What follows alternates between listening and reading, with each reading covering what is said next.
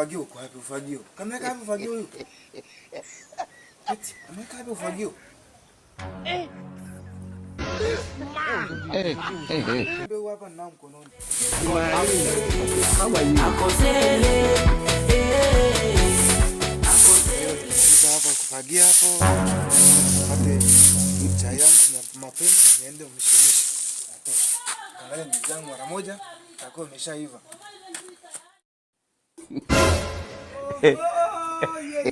Sasa huyu umefanyaje? Mtoto na wena umefanya nini mama hivi? Hii ndio nini umefanya hapa?